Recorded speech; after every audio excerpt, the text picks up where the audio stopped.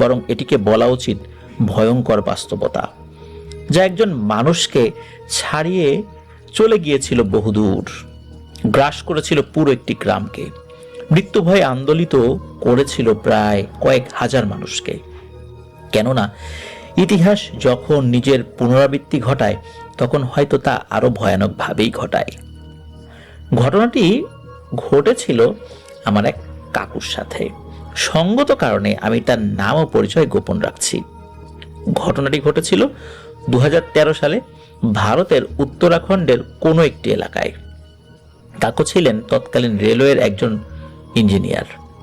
আপনারা হয়তো জানেন যে মালবাহী যেই রেলগুলো থাকে, তো এই মালবাহী রেলে কয়েকজন ইঞ্জিনিয়ার সবসময় উপস্থিত থাকেন এবং তাদের কাজ রেলগাড়িকে সার্বক্ষণিক পর্যবেক্ষণে রাখা আর কোনো রকম যান্ত্রিক ত্রুটি দেখা দিলে তা খুঁজে বের করা এবং সেটা সমাধান করা। যেহেতু ভারতের এই রেলগুলো হাজার হাজার মাইল পাড়ি দিয়ে থাকে, অনেক মালামাল নিয়ে পাড়ি দেয়, তিনি রেলওয়েতে যুক্ত ছিলেন সেই 2000 সাল থেকে। তাই এটি তার জীবনের একটি অংশ হয়ে উঠেছিল। কারণ এই 13 বছরে তিনি প্রায় 156টির মতো যাত্রা সম্পন্ন করেছিলেন। আর সেই সময় তিনি ছিলেন একজন দক্ষ ইঞ্জিনিয়ার। কোনো রকম সমস্যা তার চোখের আড়াল হতো না কখনো। তাই রেলের ঊর্ধ্বতন কর্মকর্তাবৃন্দ তাকে সবচেয়ে বেশি ভরসা করতেন। আর যে কোনো বড় মালামাল পরিবহন করার জন্য যখন ক্রু নির্বাচন করা হতো তখন তার নাম থাকতো সবার উপরে। এমনই একটি দিন ছিল 27 মে 2013। অন্য সময়ের মতো ওই দিনও কাকুর ডিউটি ছিল একটি তেলবাহী রেলে, যার গন্তব্য ছিল উত্তরাখণ্ড থেকে দক্ষিণ ভারতের কোচি। তো যাত্রা ছিল প্রায় 13 দিনের। কাকু তার প্রয়োজনীয় সব জিনিসপত্র গুছিয়ে নিয়ে বিকাল নাগাদ বের হয়ে যান স্টেশনের উদ্দেশ্যে। ঘন্টা দুয়ের মধ্যে পৌঁছে যান সেখানে তার সহকর্মীদের সাথে সকল পেপার ওয়ার্ক শেষ করেন তারা। আর কিছু সময় পর রেলওয়ের ইঞ্জিন মানে লোকোমোটিভ যুক্ত করা হয় কন্টেইনারগুলোর সাথে এবং রাত 10টা বেজে ঠিক 11 মিনিটে সাইরেন বাজিয়ে তাদের রেল যাত্রা শুরু করে। অনেক পথ ঘাট পাহাড় জঙ্গলের বুক চিরে তারা চলছিলেন তাদের গন্তব্যের দিকে। আর 14-15 ঘন্টা পর পর কোনো জংশনে রেল থামিয়ে চেক করা হচ্ছিল যে সবকিছু ঠিকঠাক আছে কিনা। কারণ কন্টেইনারগুলোতে ছিল ক্রুড অয়েল বা অপরিশোধিত তেল। তাই তারা দেখছিলেন যে কোথাও কোনো তেল লিক করছে কিনা বা অন্য কোনো সমস্যা হচ্ছে কিনা। কারণ কোনোভাবে যদি তেল লিক করে আর তা চলন্ত রেলের চাকার বেয়ারিং এর মধ্যে পড়ে তাহলে সেখানে ভয়ঙ্কর বিস্ফোরণ ঘটে। আর তাই কাকু তখন নিজের সব পর্যবেক্ষণ যেই ব্যাপারগুলো আছে সেগুলো করে দেখছিলেন এবং তখন পর্যন্ত তারা কোনো সমস্যা দেখতে পাননি। এরপর আসে সেই দিনটি, সেই অভিশপ্ত দিন। তারা তখন পার করছিলেন একটি জঙ্গলাকীর্ণ পাহাড়ি এক পথ, যার দুই দিকে ছিল বড় বড় গাছের সারি আর ঘন জঙ্গল, যার জন্য সন্ধ্যা 6টার সময়ও মনে হচ্ছিল যেন রাত 12টা বাজে। এত ঘুটঘুটে অন্ধকার ছিল চারদিকে, 3-4 মিটারের পর আর কিছুই দেখা যাচ্ছিল না। ট্রেন তখন বারবার হর্ন দিয়ে এগিয়ে যাচ্ছিল। এর মধ্যে ট্রেন চালকেরা খেয়াল করেন যে রেল চলতে কিছুটা সমস্যা হচ্ছে। হঠাৎ হঠাৎ পেছন থেকে শব্দ আসছে। তারা তখনই বিষয়টি ইঞ্জিনিয়ার এবং অন্যান্য যে ক্রু আছে তাদেরকে জানান এবং তাদের সম্মতি নিয়ে একটি ছোট জংশনে রেল থামানো হয়। এর পরের ঘটনা কাকুর মুখ থেকে আমরা শুনব। বলছেন কাকু, রেল থেকে নেমে আমাদের সকলের চক্ষু তখন চড়ক গাছ। সকলেই বলা বলি করছিল, এ আমরা কোথায় আসলাম, এ কেমন স্টেশন, দেখে তো মনে হচ্ছে বহুদিন থেকে পরিত্যক্ত। আসলেই জংশনটি ছিল খুবই জীর্ণ, না জানি কতদিন কোনো মানুষের পাই পড়ে নিয়ে জায়গায়। সবকিছু একদম জীর্ণ অবস্থায় পড়ে আছে। চারদিকে অন্ধকার থাকার জন্য আমরা তখন টর্চ বের করে তা জ্বালিয়ে চারদিক তাকিয়ে দেখলাম যে প্ল্যাটফর্ম ফেটে গাছের শেকড় বের হয়ে গেছে। চারদিকে মাকড়সার জাল আর লতানো গাছ দিয়ে ভর্তি। মাঝে ট্রেন লাইন ছাড়া বাকি সবকিছুই অচল। একসময় খেয়াল করলাম যে প্ল্যাটফর্ম থেকে বের হওয়ার মেইন গেটটিও বন্ধ। এটা দেখে আমরা সকলে একটু অবাক হলাম আর বুঝতে পারলাম যে হয়তো এখন আর এখানে কোনো ট্রেন দাঁড়ায় না, তাই এই জংশনের এই অবস্থা। এরপর আমাদের সাথে থাকা মেকানিক্যাল ক্রুয়ের 2 জন একটি মশাল তৈরি করলেন আর প্রায় 100 মিটার দূরে থাকা একটি সিগন্যাল পোস্টের উপর লাগিয়ে দিলেন, যাতে সামনে থেকে আসা কোনো ট্রেন চালক তা দেখতে পায়। এরপর আমরা 3টি গ্রুপে ভাগ হয়ে যাই এবং সমস্যা খুঁজতে শুরু করি। আমরা প্রতিটা কন্টেইনার চেক করছিলাম। আমার সাথে ছিলেন আমার অনেক পুরনো এক বন্ধু রবিন। তার জন্ম ভারতেই, কিন্তু তার বাবা বাঙালি হওয়ার কারণে তার এমন নাম। আমরা একসাথে অনেক সময় থেকে কাজ করেছি, তাই আমাদের মধ্যে খুবই ভালো বন্ধুত্ব ছিল। তো আমরা 2 জন একসাথে কাজ করতে শুরু করেছিলাম এবং আমরা 2 জন রেলের দুদিক দিয়ে হাঁটছিলাম এবং চাকাগুলো চেক করছিলাম। মাঝে মাঝে চাকার নিচ দিয়ে এদিক ওদিক আলো ফেলছিলাম আর নিজেদের মধ্যে কথা বলছিলাম যেন আমরা একসাথে এগিয়ে যাই, কেউ কারো থেকে পেছনে না পড়ি। চারদিকে ছিল ঘন অন্ধকার আর গা ছমছমে একটা ভাব, আর এর মধ্যে আমরা কাজ চালিয়ে যাচ্ছিলাম। চারদিক থেকে নানা রকমের জন্তু জানোয়ারের আওয়াজও ভেসে আসছিল।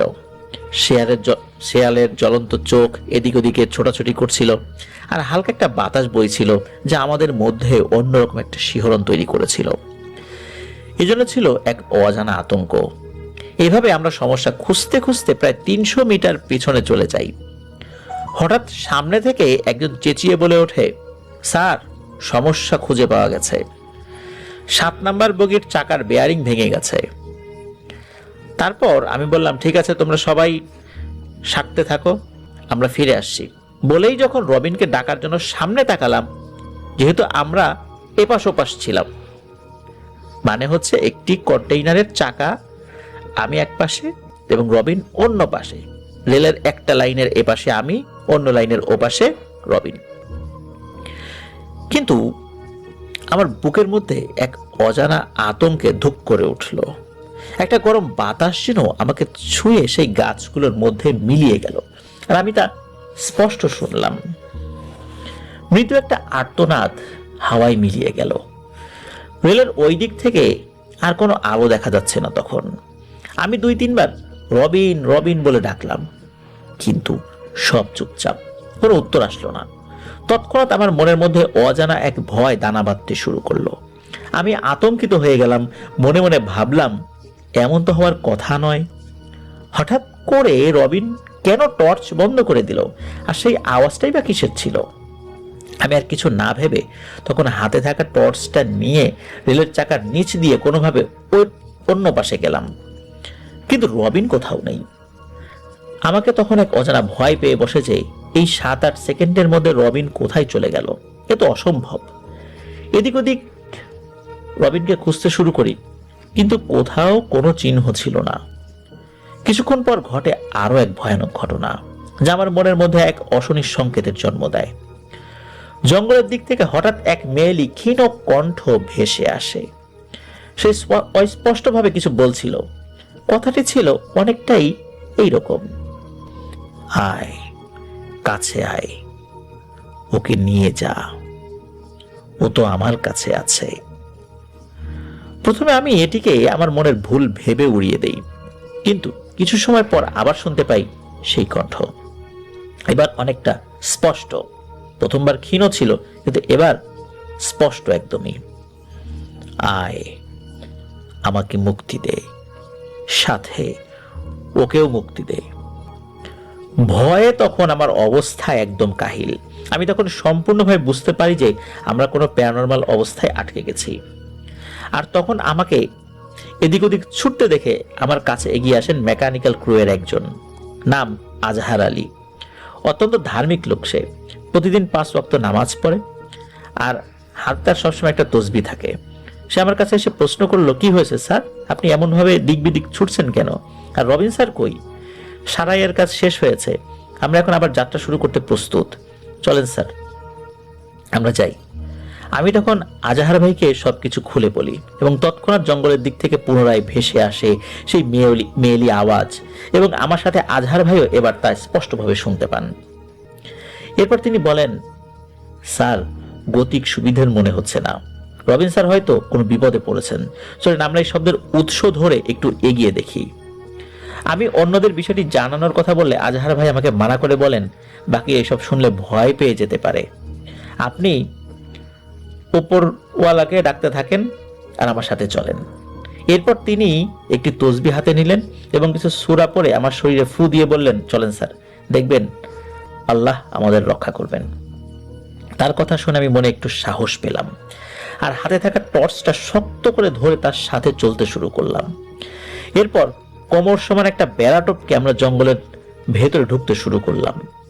ঢোকার সময় আমার মনে শুধু অশুভ চিন্তা আসছিল, যে ইচ্ছা করে আমরা কোনো ফাঁদে পা দিচ্ছি না তো। এক পর্যায়ে আমি আজহার ভাইয়ের হাত শক্ত করে চেপে ধরে চলতে শুরু করি। এদিকে আজহার ভাই সূরা পড়েই যাচ্ছিলেন। আমি দেখলাম টর্চের আলো আর বেশি দূর যাচ্ছে না। গাছগুলো এতই ঘন ছিল যে 3 মিটারের বেশি দেখা যাচ্ছিল না। হঠাৎ আবার শুনতে পেলাম সেই নারী কণ্ঠ, সেই মেয়েলি কণ্ঠ। না, এবার আর সে আমাদের আহ্বান করছে না, বরং এবার সে পরম তৃপ্তি নিয়ে হেসে চলেছে। ঢোকার সময় লক্ষ্য করলাম চারিদিকের গাছগুলো যেন আমাদের ধীরে ধীরে ঘিরে ধরছে। আমাদের চারদিকে একটি গোলক ধাঁধা তৈরি করে ফেলেছে, কারণ আমি পেছনে আর কোনো রাস্তা দেখতে পাচ্ছিলাম না। এর মধ্যেই এক লোমশ বিশাল দেহি এক কুকুর আমাদের পথ আটকে দাঁড়ালো। দেখে মনে হচ্ছিল সে খুব রেগে আছে। রাগে গজগজ করছিল কুকুরটি, সাথে তার ধারালো দাঁতগুলো বের করে রেখেছিল, যেন আমাদের ধরলেই ছিঁড়ে ফেলবে। তার হাব ভাব দেখে মনে হচ্ছিল যে সে আর কোনোভাবেই আমাদের সামনের দিকে যেতে দিতে রাজি নয়। আজহার ভাই কুকুরটিকে কয়েকবার সরানোর চেষ্টা করেন, কিন্তু কুকুর তো সরছিলই না, বরং আমাদের দিকে এগিয়ে আসছিল। বিপদ বুঝে আজহার ভাই একটি গাছের ডাল হাতে নেন আর সাথে সাথে কুকুরটির মাথায় আঘাত করেন। কুকুরটি তখনই পালিয়ে যায় আর ঘন অন্ধকারে মিলিয়ে যায়। আমরা আবার চলতে শুরু করি এবং পেছন থেকে হঠাৎ কেউ বলে ওঠে, আর সামনে যেও না, মৃত্যু, স্বয়ং মৃত্যু অপেক্ষা করছে, সামনে যেও না, সাবধান, ওইদিকে যেও না, বেঁচে ফিরতে পারবে না, থামো, এখানেই থামো, যেও না আর। একথা শুনে আমরা তখনই পেছনে ফিরি, কিন্তু টর্চের আলোতেও আশেপাশে কাউকে দেখতে পাই না। ভয়ে আরো 10 গুণ বেড়ে গিয়েছিল। আশেপাশের নানান রকম আওয়াজে পরিবেশ আরো গুমোট হয়ে উঠেছিল। তখন ভয় পেয়ে তখন আমার গলা প্রায় কাঠ হয়ে যাচ্ছিল। ঠান্ডা বাতাস সূচের মতো গায়ে লাগছিল। আর একটু সামনে এগুতেই অন্ধকারের মধ্যে চোখে পড়ে একটি মন্দিরের মঠ এর চূড়ার অংশ। কিন্তু দেখেই বোঝা যাচ্ছিল যে মন্দিরটি অনেক পুরনো, কারণ মঠের উপরের অনেক জায়গায় খসে পড়ে গেছে। এরপর আমরা সেই মঠটিকে অনুসরণ করে সামনে এগিয়ে যেতে থাকি, কিন্তু আমাদের টর্চের আলো ক্রমশ কমে আসছিল। কিন্তু একসাথে দুইজনের টর্চের আলো কমে যাওয়া আমার কাছে তখন স্বাভাবিক লাগছিল না। মনের মধ্যে যেন একটি দ্বন্দ্ব চলছিল। আমার মন বলছিল বন্ধুকে খুঁজতে সামনে এগিয়ে যেতে, কিন্তু আমার মস্তিষ্ক বলছিল আর সামনে না এগোতে। চারদিক থেকে নানান রকমের আওয়াজ আসছিল। আমরা বুঝতে পারছিলাম এগুলো কোনো স্বাভাবিক আওয়াজ না। এক এক সময় মনে হচ্ছিল কেউ যেন আমাদের চারদিকে ঘুরছে এবং খুব দ্রুত গতিতে ঘুরছে। আবার কিছুক্ষণের মধ্যে সব নিশ্চুপ। আবার মনে হচ্ছিল কেউ আমাদের হাঁটার সাথে তাল মিলিয়ে আমাদের পেছন পেছন আসছে। আজহার ভাই তখন অনবরত সূরা পড়ে যাচ্ছিলেন আর আমাকে সাহস দেওয়ার চেষ্টা করছিলেন, কিন্তু তিনিও জানতেন যে এই বৃথা চেষ্টা, কারণ মারাত্মক ভয় তখন আমাদের দুজনকে আক্রমণ করেছিল। আলো আধারের মাঝে আমরা ধীরে ধীরে পৌঁছে যাই সেই মন্দির প্রাঙ্গণে। বুঝতে আমাদের তখন বাকি ছিল না যে এটা কোনো সাধারণ মন্দির নয়। কেন বলছি? জানতে আগ্রহ হচ্ছে তো? বলছি।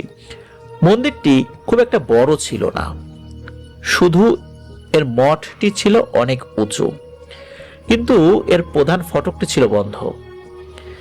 এর উপর অনেকগুলো তাবিজ ও লাল কাপড়ে আচ্ছাদিত ছিল এবং এর সামনে আড়াআড়ি করে রাখা ছিল এক জোড়া ত্রিশূল, আর ফটকের উপর ঝোলানো ছিল একটি মাথা।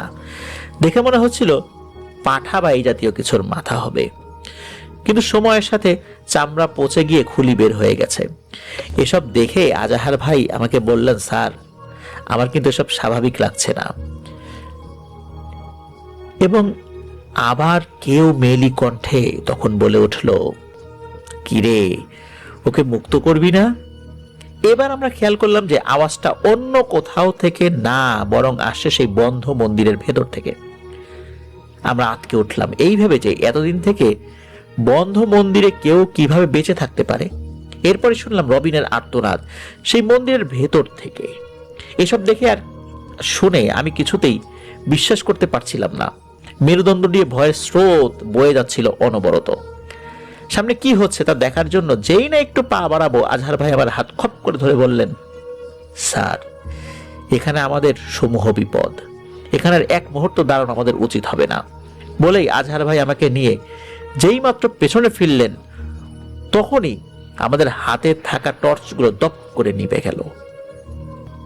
এইভাবে টর্চগুলো দপ করে নিভে যাওয়া মোটেও ভালো লক্ষণ নয়। এতক্ষণ কম আলো থাকলেও চারদিক কিছুটা দেখা যাচ্ছিল, দিক ঠাহর করা যাচ্ছিল অন্তত, কিন্তু এবার পুরোপুরি নিভে গেল টর্চ। ঘুটঘুটে অন্ধকারে কিছুই দেখা যাচ্ছিল না।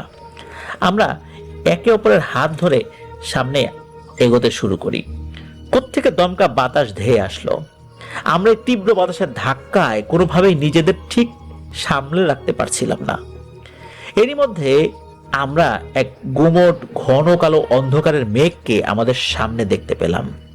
এই ঘন কালো মেঘ যেন আশেপাশের কালো অন্ধকারের থেকেও বেশি কালো ছিল। এর কোনো নির্দিষ্ট অংশ বোঝা যাচ্ছিল না, শুধু একটি কালো ছায়ামূর্তি। এসব দেখে আমার হাত পা ঠান্ডা হয়ে আসছিল। আজহার ভাই তার তসবিটা হাতে নিয়ে জোরে জোরে আজান দেওয়া শুরু করলেন। এরপর আচমকা এক ব্যক্তি হাতে একটি ধারালো ছুরি নিয়ে আমাদের উপর আক্রমণ করে বসলেন। ঘন অন্ধকারের মাঝে হালকা ঝলক দেখেছিলাম লোকটির। পরনে ধুতি, বয়স 90 কি 92 এর কম হবে না। তবুও গায়ে প্রচন্ড শক্তি। আমরা দুজন তার সাথে পেরে উঠছিলাম না। তার গায়ে অসংখ্য কাটা দাগ ছিল, আর গলায় কিছু মালা, কপালে সাদা ছাই ভস্য। সে অনবরত একটি কথা বলে যাচ্ছিল, মুক্ত কর, মুক্ত কর, মুক্ত কর আমার মেয়েকে, আমার মেয়েকে মুক্ত কর। সে বারবার আমাদের ওই দরজা খুলতে বলছিল। আর সেই দরজার ভেতর থেকেও তখন রাগান্বিত গঙ্গারের আওয়াজ আসতে শুরু করলো। মনে হচ্ছিল কেউ যেন রাগে গজগজ করছে। এরপর মন্দিরের ভেতর থেকে ভেসে এলো এক কান ফাটানো আর্তচিৎকার। মনে হচ্ছিল যেন এখনই আমাদের কানের পর্দা ফেটে রক্ত বের হয়ে যাবে, এমন জোরালো ছিল সেই আওয়াজ। আজহার ভাই বারবার বলছে, ইয়া আল্লাহ, আর সহ্য করা যায় না। এসবের মধ্যে আমরা একটু অন্যমনস্ক হতেই সেই বৃদ্ধ লোকটি হাতে থাকা সেই তীক্ষ্ণ ছুরিটা আজহার ভাইয়ের বুকে বসিয়ে দিলেন। ফিনকি দিয়ে তার বুক থেকে রক্ত পড়ছিল। আজহার ভাই আল্লাহর নাম নিয়ে মাটিতে লুটিয়ে পড়লেন। বুক থেকে তখনও গলগল করে রক্ত বের হচ্ছে তার। আমি তখন ভয় আর শোকে চিৎকার করে উঠলাম, আর সেই লোকটি বিকট শব্দে অদ্ভুত এক হাসি হাসতে লাগলো। এসব আর সহ্য করতে না পেরে আমি নিজেও জ্ঞান হারালাম। এরপর চোখ খুলতেই আমি দেখলাম আমি মন্দিরের এক কোনায় পড়ে আছি, আর সেই লোকটি মন্দিরের সিঁড়িতে বসে অনবরত কিছু মন্ত্র পড়ছে, আর আজহার ভাইকে উদ্দেশ্য করে সাদা ছাই সদৃশ কিছু তার শরীরের উপর ছিটিয়ে দিচ্ছে। আমার পাশেই পড়েছিল আজহার ভাইয়ের নিথর দেহ। তখনও তার বুক থেকে চিরচির করে রক্ত বের হচ্ছিল। তীব্র কষ্ট আর যন্ত্রণায় বলে উঠলাম, হায় ঈশ্বর, কি দোষ ছিল এই সহস্র লোকটির? কেন তাকে এভাবে মরতে হলো? আমার কথা শেষ হওয়ার আগে আমি দেখতে পেলাম আজহার ভাইয়ের শরীর হঠাৎ করে কেমন যেন নড়ে উঠল। পরক্ষণে উনি উঠে মাটিতে বসে পড়লেন। এই দৃশ্য দেখে আমি রীতিমতো স্তম্ভিত হয়ে গেলাম। আর দেখলাম আজহার ভাই পাশে পড়ে থাকা ছুরিটি তুলে নিয়ে নিজের হাতেই আঘাত করতে শুরু করলেন। ওনাকে দেখে আমার মোটেই স্বাভাবিক লাগছিল না। ওনার চোখ মুখে আলাদা রকমের এক রাগ লক্ষ্য করলাম আমি। চোখ যেন আগুনের মতো জ্বলছিল, শরীর থেকে এক উটকো গন্ধ আসছিল। এরপর সেই বৃদ্ধ লোকটি আজহার ভাইকে তার দিকে আহ্বান করতে থাকে, আর আজহার ভাই তখন উঠে তার দিকে যায়। এদিকে আমিও নড়তে পারছিলাম না। আমার শরীর মনে হচ্ছিল অসাড় হয়ে গেছে, পুরো প্যারালাইজড। আমি হাতে পায়ে কোনো জোর পাচ্ছিলাম না। আজহার ভাইকে যে আমি আটকাবো তার কোনো শক্তি আমার মধ্যে কাজ করছিল না। তো যা হচ্ছিল সব তাকিয়ে তাকিয়ে দেখছিলাম, আর বারবার সৃষ্টিকর্তাকে ডাকছিলাম সবকিছু ঠিক করে দেওয়ার জন্য। এরপর দেখলাম আজহার ভাই লোকটির কাছ থেকে কিছু একটা নিয়ে সেই বন্ধ দরজার দিকে এগিয়ে যাচ্ছে। আমি চেষ্টা করছিলাম তাকে বলতে যে, যাবেন না ভাই, যাবেন না, দয়া করে দরজা খুলবেন না, কিন্তু আমার মুখ কাজ করছিল না। আর আজহার ভাইও সেই দরজার দিকে গিয়ে ত্রিশূল জোড়া সরালেন, আর সাথে সাথে শুরু হলো ভয়ানক ঝড় আর বৃষ্টি। বৃষ্টি পড়ার শব্দ এতই তীব্র ছিল যে মনে হচ্ছিল আমার কানের কাছে কেউ পটকা ফাটাচ্ছে। এই বৃষ্টির শব্দের মাঝে আমি শুনছিলাম সেই বন্ধ মন্দির থেকে অনবরত হাসির আওয়াজ আসছে। সেই মেয়েলি কণ্ঠে কেউ বলছে, আজ আমি মুক্ত হব, কেউ বাঁচবে না, কেউ না, সবাইকে মারব। এই ভদ্রপুর আবার শ্মশান হবে, সবার কাছ থেকে প্রতিশোধ নেব আমি। এই বলে সে হেসেই চলছিল। আর এদিকে আজহার ভাই জানোয়ারের মতো মুখ দিয়ে তালা কামড়ে খোলার চেষ্টা করছিলেন। এক পর্যায়ে তিনি সেই তালা খুলতে সক্ষম হন আর দরজা খুলে দেন। এরপর সেই দরজা দিয়ে অসংখ্য পোকামাকড়ের সাথে এক কালো অবয়ব বের হয়ে আসে। সে ছিল এক তীব্র ভয়ানক দৃশ্য। আমি দেখলাম সেই দরজা দিয়ে বের হয়ে আসলো এক 4 পেয়ে অবয়ব, মানুষ আকৃতির, কিন্তু তার পা গুলো পেছনের দিকে মোড়ানো আর ভাঁজ করা, হাতগুলো একই রকম। 4 হাত পা দিয়ে সে বের হয়ে আসলো সেই মন্দির থেকে, কোনো 4 পেয়ে জানোয়ারের মতো। কি ভয়ানক আর বিদঘুটে তার মুখ, কেউ যেন ইট দিয়ে থেতলে দিয়েছে। শরীরে নেই কোনো কাপড়, হাত ও সারা শরীর থেকে পচা মাংস খসে পড়ছে। তাকে দেখে সেই বৃদ্ধটি পরম উচ্ছ্বাসে ফেটে পড়ল। সে বলতে লাগলো, এসেছিস মা আমার, এসেছিস তুই? কত যুগ, কত বছর পর আজ তুই মুক্ত হলি। এই বলে সে ওই অবয়বটির মাথায় হাত বুলিয়ে দিতে লাগলো। এর কিছুক্ষণ পর আজহার ভাই সম্বিত ফিরে পেলেন, আর এসব দেখে চিৎকার দিতেই সেই পিশাচটি তার উপর ঝাঁপিয়ে পড়লো আর ধারালো দাঁত দিয়ে তার গলায় কামড় বসিয়ে দিল, আর এক টানে গলাটা তার শরীর থেকে আলাদা করে ফেললো। এরপর সে তার মাথা মুখে নিয়ে চিবোতে শুরু করলো। আমার চোখের সামনে এসব দেখে মনে হচ্ছিল আমি যেন স্বপ্ন দেখছি, অথবা আমি নরকে চলে এসেছি। মনে মনে একটা কথাই বলছিলাম তখন, হে ঈশ্বর, আমাকে এসব দেখানোর আগে কেন তুমি আমায় মেরে ফেললে না? এরপর সেই নারীরূপী পিশাচিনী আমার দিকে ঘুরে দেখালো আর 4 হাতে পায়ে ভর দিয়ে ধীরে ধীরে এগিয়ে আসতে শুরু করলো আমার দিকে। আমি তখন ভাবছিলাম যে আমারও সময় হয়তো শেষ হয়ে এসেছে। একে একে সব আপনজনদের চেহারা চোখের সামনে ভেসে আসতে শুরু করলো। মনে মনে ভাবছিলাম হয়তো তাদের আর কাউকে আর কখনোই দেখতে পাবো না। এই জনমানবহীন মন্দিরেই আমার জীবন শেষ হবে। এরপরেই সেই পিশাচিনী আমার উপর ঝাঁপিয়ে পড়লো আর তার ধারালো নখ আমার উরুতে ঢুকিয়ে দিল। আমি যন্ত্রণায় আত্মচিৎকার করে উঠলাম আর জোরে জোরে সৃষ্টিকর্তাকে ডাকতে লাগলাম। এরপরে চারদিক থেকে ভেসে আসতে লাগলো অসংখ্য মানুষের আওয়াজ। আমিও তখন যেন শরীরে একটু জোর ফিরে পেলাম। আমি দেখলাম চারদিক থেকে অনেক মানুষ হাতে টর্চ আর লাঠি নিয়ে এই বৃষ্টির মধ্যেও আমার দিকে এগিয়ে আসছে। তাদের আসার আওয়াজ পেয়ে সেই অবয়ব মাকড়সার মতো লাফিয়ে লাফিয়ে গাছের আড়ালে মিলিয়ে গেল, আর সেই বৃদ্ধ লোকটিও মানুষের উপস্থিতি বুঝতে পেরে দৌড়ে অন্ধকারে মিলিয়ে গেল। আর যেতে যেতে সে বলছিল, আমার কাজ শেষ, আর কেউ বাঁচবে না, কারোর মাফ নেই, আর আমার মেয়ে সবাইকে মারবে। কয়েকজন লোক তখন তার পিছু ধাওয়া করতে করতে এগিয়ে গেল, আর বাকিরা আমার দিকে এগিয়ে আসলো। মন্দিরের দরজা খোলা দেখে তারা আতঙ্কে ভয় চিৎকার করতে শুরু করলো। তারা জোরে জোরে সৃষ্টিকর্তাকে ডাকছিল আর বলছিল, এ কি করলে ঈশ্বর, কেন করলে? আবার সেই ভয়, আবার সে কেন ফিরে এলো?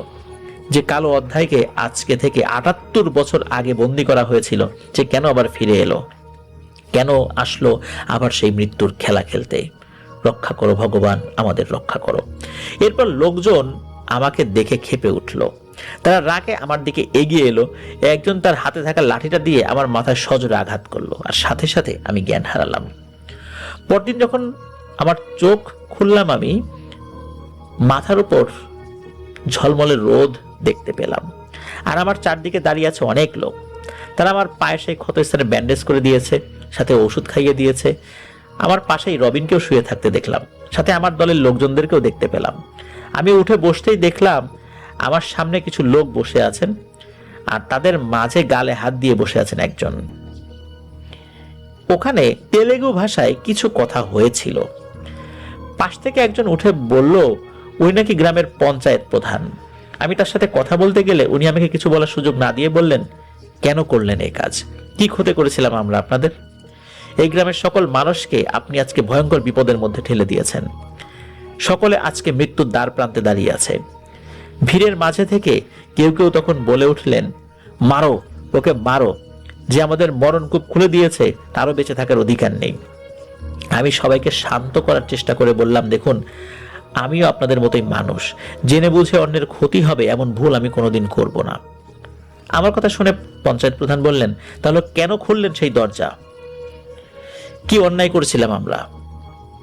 কিছুক্ষণ চুপ থেকে তিনি আবার আমাকে উদ্দেশ্য করে বলে উঠলেন, আপনি জানেন কি করেছেন? আপনি ৭৮ বছরের পুরনো অভিশাপ আজ আপনার হাত ধরে ফিরে এসেছে। আবার এই ভদ্রপুর গ্রামের উপর সেই মৃত্যুর কালো ছায়া নেমে এসেছে। তার মুখ থেকে ভদ্রপুর নামটি শুনে আমার গতকাল রাতের সেই পিশাচের মুখ থেকে শোনা নামটির কথা মনে পড়ে গেল। সেও তো একই নাম বলেছিল। এরপর আমি মোড়লকে সব ঘটনা খুলে বলতে উনি আমাকে রাগান্বিত স্বরে বললেন, যা অঘটন ঘটানোর আপনারা ঘটিয়ে ফেলেছেন, আর কিছু শুনে কাজ নেই আপনার। আমাদের এখন সামনে থেকে ধেয়ে আসা এই বিপদ থেকে বাঁচার পথ খুঁজতে হবে। আপনারা চলে যান, আর এক মুহূর্ত এখানে আপনারা থাকবেন না, চলে যান। তার কথা শুনে আর ওখানে দাঁড়াইনি, চলে আসি ওখান থেকে। কি ভাবছেন ঘটনা শেষ? আমি ওই জায়গা থেকে চলে আসি। হ্যাঁ, চলে আসি সেই বাসা থেকে, কিন্তু গ্রাম থেকে নয়, কারণ আমার জন্যই আজকে তাদের এই অবস্থা। তারা সকলেই বিপদের মধ্যে। আমি কোনোভাবে পারি না তাদের এইভাবে ছেড়ে চলে যেতে। সমস্যা যখন আমার হাত ধরে এসেছে, সমাধান আমি করার চেষ্টা করব, কিন্তু কিভাবে করব? কিন্তু কে এই নারীরূপী পিশাচিনী? কি বা তার রহস্য? আর কিভাবেই বা তাকে বন্দি করেছিল? কি জানতে আগ্রহ হচ্ছে তো? কিন্তু অনেকটা লিখে ফেলেছি, আরেকটি পর্বে না হয় সেটি লিখব, একটু অপেক্ষা করুন। প্রিয় লিসেনার্স, এটা কিন্তু আমাদের এই ঘটনার একটি পার্ট। যিনি তনয় তিনি পাঠিয়েছেন, আসলে দীর্ঘ একটি ঘটনা উনি লিখেছেন, লেখাপড়ার ভেতর দিয়ে সময় করে এতটুকু জিনিস উনি লিখেছেন। আসলেই আমি আপনাদের কাছে কৃতজ্ঞ। প্রিয় লিসেনার, আপনারা ধৈর্য ধরে শুনেছেন, তনয়ের কাছেও কৃতজ্ঞ।